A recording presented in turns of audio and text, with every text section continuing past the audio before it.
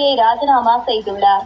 74 வயதான தன்கர் குடியரசுத் தலைவர் திரௌபதி முர்முவுக்கு அனுப்பிய கடிதத்தில் உடல் நலத்தை முன்னுரிமையாக்குவதற்காக இந்த முடிவை எடுத்ததாகவும், மருத்துவ ஆலோசனையின் பேரில் உடனடியாக பதவி விலகுவதாகவும் தெரிவித்தார். இந்திய அரசியலமைப்பின் 67A பிரிவின்படி அவரது ராஜினாமா உடனடியாக நடைமுறைக்கு வந்தது.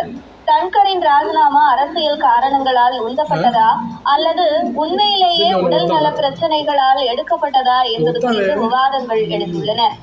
இந்த ராஜினாமாவை தொடர்ந்து புதிய குடியரசு துணைத் தலைவர் தேர்வு குறித்து அரசியல் கட்சிகளிடையே பேச்சுவார்த்தைகள் தொடங்கியுள்ளன. தனது பதவிக்காலத்தை முழுமையாக நிறைவு செய்யாமலேயே ஜெகதீப் தன்கர் திடீரென ராஜினாமா செய்த நிலையில் அடுத்த துணை குடியரசுத் தலைவராக வரப்போகிறவர் யார் என்கிற எதிர்பார்ப்பும் கேள்வியும் எழுந்துள்ளது.